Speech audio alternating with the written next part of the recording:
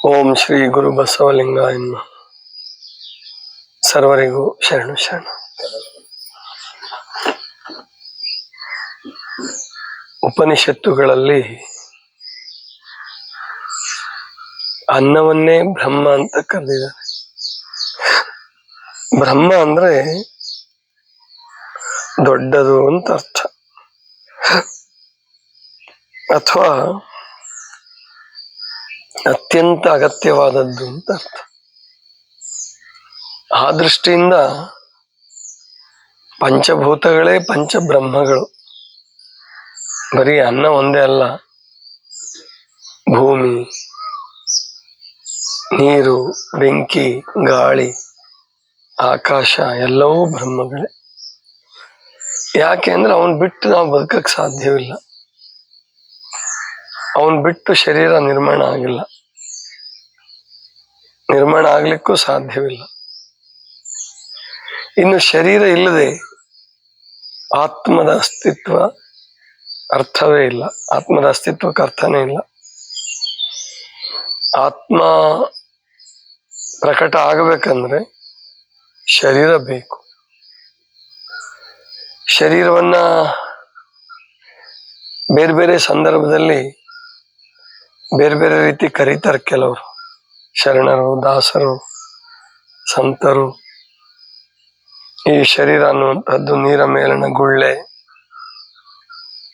ಮತ್ತು ಇದು ಅಮೇಧ್ಯದ ಮಡಿಕೆ, ಮೂತ್ರದ ಕುಡಿಕೆ, ಇವೆಲ್ಲ ಕೇವಲ ಸಾಂದರ್ಭಿಕವಾಗಿ ಹೇಳಿದಂತಹವೇ ಹೊರತು ಅದೇ ಅಂತಿಮ ಅಂತ ಅಲ್ಲ.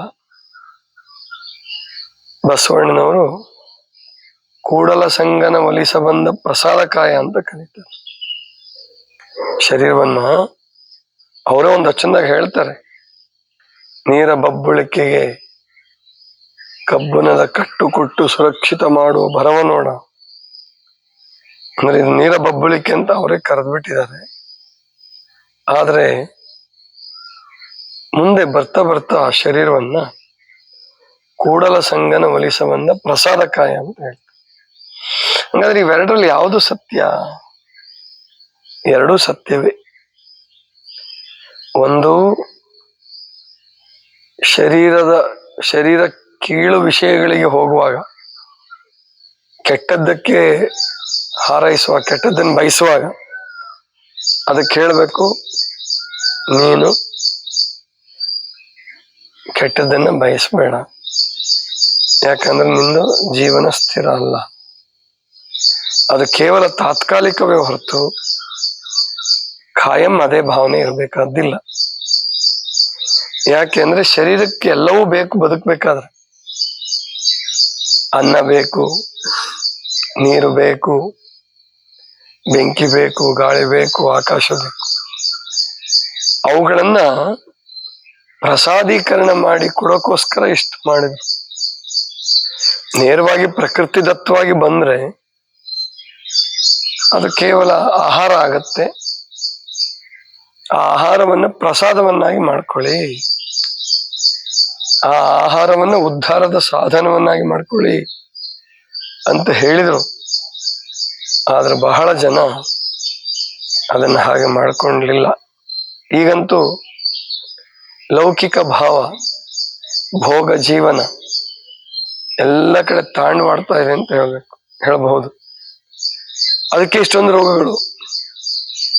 ಎಲ್ಲಿ ಭೋಗವೋ, ಅದರಲ್ಲೂ ಅತಿ ಭೋಗವೋ ಅಲ್ಲಿ ರೋಗ. ಭೋಗಕ್ಕೆ ಮಿತಿ ಇರಬೇಕು, ಅದೇ ಪ್ರಸಾದ. ಶರಣರು ಮಾಡಿದ್ದು ಅದನ್ನೇ. ಈ ಸಂಸಾರ ಜೀವನ, ಭೋಗ ಜೀವನ ಕೆಟ್ಟದ್ದು ಅಂತ ಯಾರೇ ಹೇಳಿದ್ರು ಬಿಡಕ್ ಆಗಲ್ಲ ಅದನ್ನು. ಶಂಕರಾಚಾರ್ಯರು, ಅಲ್ಲಮ ಪ್ರಭುಗಳು, ಅಕ್ಕ ಮಹಾದೇವಿ ಬಹಳ ವೈರಾಗ್ಯಶಾಲಿಗಳವರೆಲ್ಲ. ಎಂತಹ ವೈರಾಗ್ಯ ಮೂರ್ತಿಗಳವರು ಅಂದ್ರೆ, ಈ ಜಗತ್ತಿನಲ್ಲಿ ಯಾವುದು ಅವರನ್ನ ಕಟ್ಟ ಹಾಕಕ್ ಆಗ್ಲಿಲ್ಲ.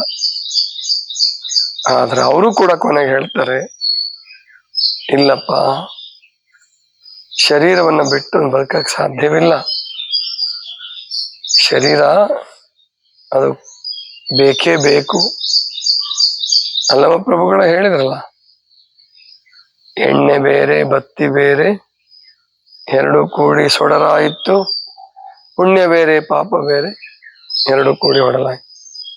ಒಂದು ಶರೀರ ಆಗ್ಬೇಕಾದ್ರೆ ಪುಣ್ಯದಂಶ ಮತ್ತು ಪಾಪದಂಶ ಎರಡೂ ಕೂಡ್ಕೊಂಡಿರುತ್ತೆ. ಅಷ್ಟೇ ಅಲ್ಲ, ಮುಂದೆ ಹೇಳಿದ್ರು, ತನುವ ತೋಂಟವ ಮಾಡಿ. ತನುವನ್ನ ಏನ್ ಮಾಡ್ಬೇಕು ಅಂತ ಹೇಳಿದ್ರು?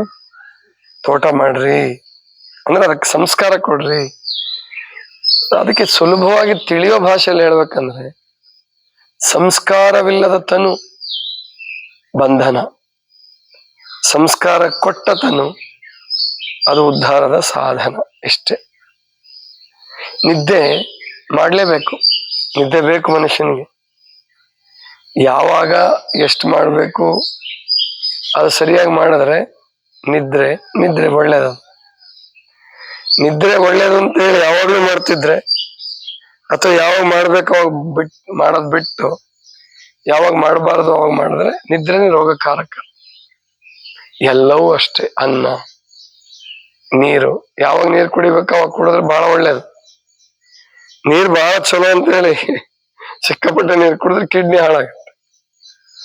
ಹಾಗಂತ ನೀರು ಕುಡಿದೇ ಹೋದ್ರೂ ಶರೀರ ಹಾಳಾಗುತ್ತೆ, ಆರೋಗ್ಯ ಚೆನ್ನಾಗಿ ಬರಲ್ಲ. ಆದ್ರಿಂದ ನಾವು ಚೆನ್ನಾಗಿ ಲಕ್ಷ್ಯದಲ್ಲಿಡಬೇಕು.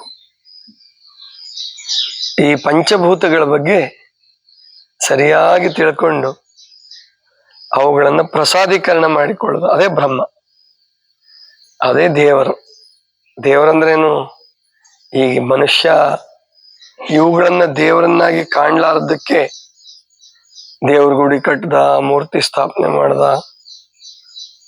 ಆ ಮೂರ್ತಿಯಿಂದ ಮತ್ತೆ ಪವಾಡಗಳನ್ನ ಮಾಡಿಸ್ದ, ಅಲ್ಲಿ ಹೋದ್ವಿ, ಆ ದೇವ್ರಿಗೆ ನಡ್ಕೊಂಡ್ವಿ, ನಮ್ಮೆಲ್ಲಾ ಕೆಲಸ ಆಯ್ತು. ಇಲ್ಲ, ಇದು ಕೇವಲ ಭ್ರಮೆ. ಆ ಮೂರ್ತಿ ಕೆಲಸ ಮಾಡ್ಲಿಲ್ಲ, ಪರಮಾತ್ಮ ಕೆಲಸ ಮಾಡ್ದ. ಅಥವಾ ನಿಮ್ಮ ಆತ್ಮ, ನಿಮ್ಮ ಕರ್ಮ ಸಂಬಂಧ, ನಿಮ್ಮ ಧರ್ಮ ಸಂಬಂಧ, ಅದರಿಂದ ಕೆಲಸ ಆಯ್ತು. ಅವನೇನ್ ಮಾಡ್ದ? ಮೂರ್ತಿಗಳಿಗೆ ಕ್ರೆಡಿಟ್ ಕೊಡಕ್ ಹೋದ. ಅದರಿಂದನೇ ಇಷ್ಟೆಲ್ಲ ಹೊಡೆದಾಟಗಳು, ಬಿಡದಾಟಗಳು, ಧರ್ಮದ ಬಗ್ಗೆ, ಧರ್ಮದ ಹೆಸರಿನ ಜಗಳಗಳು ಎಲ್ಲ ಆಗ್ತಾ ಇದೆ. ಇರ್ಲಿ, ಅದನ್ನ ಅವಾಗ್ಲೇ ಹೇಳ್ಬಿಟ್ಟಿದ್ದಾರೆ, ಹೋರಾಟವಿಕ್ಕಿಸಲು ಬೇರಾದೆ ಅಲ್ಲದೆ ಬೇರುಂಟೆ ಜಗದೊಳಗೆ ನೀನಲ್ಲದೆ. ಪರಮಾತ್ಮನೇ ಮಾಡಿರೋ ಆಟ ಅಂತ ಹೇಳ್ತಾರೆ. ಅದನ್ನ ಹೋರಾಟ ನಡಿಬೇಕು ಜಗತ್ತಿನಲ್ಲಿ. ಯಾಕಂದ್ರೆ ಜಗತ್ತು ಬೆಳಿಬೇಕು, ಜಗತ್ತು ಉಳಿಬೇಕು, ಜಗತ್ತು ಅಳಿಬೇಕು. ಮೂರು ಆಗತ್ತೆ. ಜಗತ್ತು ಸೃಷ್ಟಿ ಆಗತ್ತೆ, ಜಗತ್ತು ಬೆಳೆಯುತ್ತೆ, ಕಡೆಗೆ ಜಗತ್ತು ಲಯ ಆಗತ್ತೆ. ಜಗತ್ತು ಅಂದ್ರೆ ಇಡೀ ಜಗತ್ತೇ ಒಂದ್ ದಿವಸ ಲಯ ಆಗಲ್ಲ, ಅಥವಾ ಇಡೀ ಜಗತ್ತೇ ಒಂದ್ ದಿವಸ ಸೃಷ್ಟಿ ಆಗಲ್ಲ. ಸೃಷ್ಟಿ, ಸ್ಥಿತಿ, ಲಯ ಪ್ರತಿನಿತ್ಯ ನಡೀತಿರುತ್ತೆ. ಈ ಸಮಯವನ್ನ ಚೆನ್ನಾಗಿ ಬಳಸ್ಕೊಂಡು ಯಾರು ತಮ್ಮ ಉದ್ಧಾರವನ್ನು ಮಾಡ್ಕೊಳ್ತಾರೋ ಅವರೇ ಧರ್ಮಜೀವಿಗಳು. ಯಾರು ಈ ಜೀವನವನ್ನ ಸಾರ್ಥಕ ಮಾಡ್ಕೊಳ್ತಾರೋ ಅವರೇ ಧರ್ಮಜೀವಿಗಳು.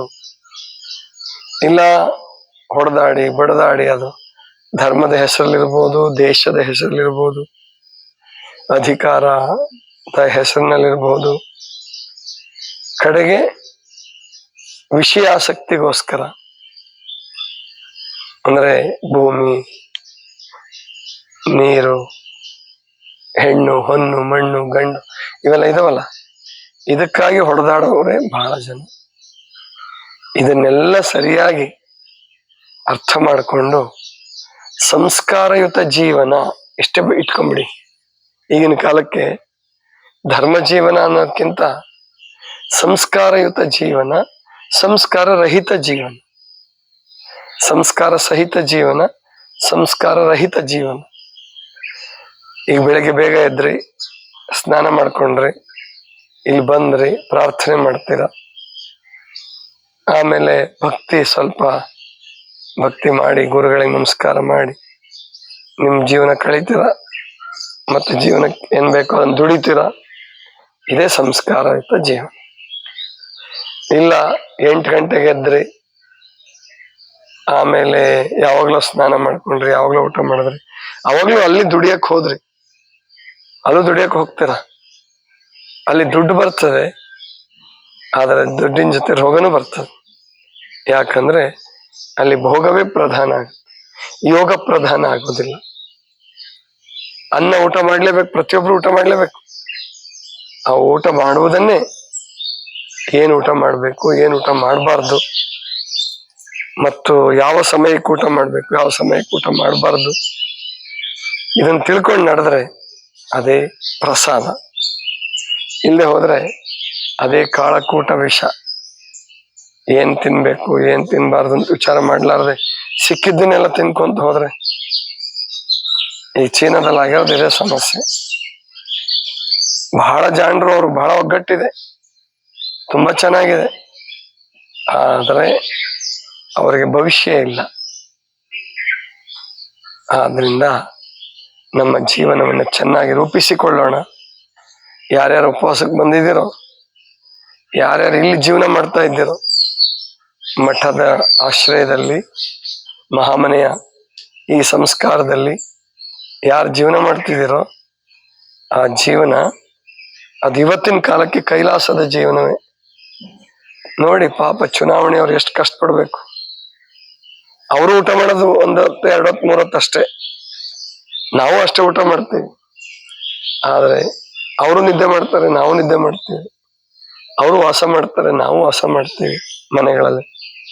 ಇನ್ನು ಅವ್ರಿಗಿಂತ ನಾವು ಚೆನ್ನಾಗಿ ವಾಸ ಮಾಡ್ತೀವಿ, ಶಾಂತವಾಗಿ ವಾಸ ಮಾಡ್ತೀವಿ, ಅವ್ರಿಗಿಂತ ಚೆನ್ನಾಗಿ ಊಟ ಮಾಡ್ತೀವಿ, ಅವ್ರಿಗಿಂತ ಚೆನ್ನಾಗಿ ಆನಂದ ಪಡ್ತೀವಿ. ಆದ್ರೆ ಅವ್ರ ಕರ್ಮ ದೇವರ, ಅವರು ಬೇಕು ನಮಗೆ, ಅವರು ಬೇಕು, ಆದ್ರೆ ಎಷ್ಟು ಕಷ್ಟಪಡ್ತಾರ ಅವರು. ನಮ್ಗೆ ಆ ಕಷ್ಟ ಇಲ್ಲ. ಕಾರಣ ಏನು ಅಂದ್ರೆ ನಮ್ಮ ಆಸೆಗಳು ಲಿಮಿಟ್ ಆಗಿರ್ತವೆ, ನಮ್ಮ ಆಸೆ ಆಕಾಂಕ್ಷೆಗಳು ಮಿತಿಗೊಳಪಟ್ಟಿರ್ತವೆ. ಮಿತಿಗೊಳಪಟ್ಟ ಜೀವನ ಅದು ಸಂಸ್ಕಾರದ ಜೀವನ. ಹೊಡೆದಾಡಿ ಬಡ್ದಾಡಿ ಜಗಳಾಡಿ ಕಿತ್ಕೊಂಡು ಒದ್ದಾಡುವಂಥದ್ದು ಅದು ಗಲಾಟೆಯ ಜೀವನ, ಕರ್ಮದ ಜೀವನ. ನಮಗೆ ಯಾವ ಜನ್ಮದ ಪುಣ್ಯದ ಫಲದಿಂದ ಧರ್ಮದ ಜೀವನ ಕೊಟ್ಟಿದೆ, ಅದಕ್ಕೆ ಸಂತೋಷ ಪಡಿ ಮೊದಲು. ಇಂತಹ ಕಾಲದಲ್ಲಿ ಇಷ್ಟು ಆನಂದವಾಗಿದ್ದೀವಲ್ಲ, ಸಂತೋಷ. ಇದಿಷ್ಟು ಇವತ್ತಿನ ಚಿಂತನ. ಸರ್ವರಿಗೂ ಶರಣು ಶರಣ.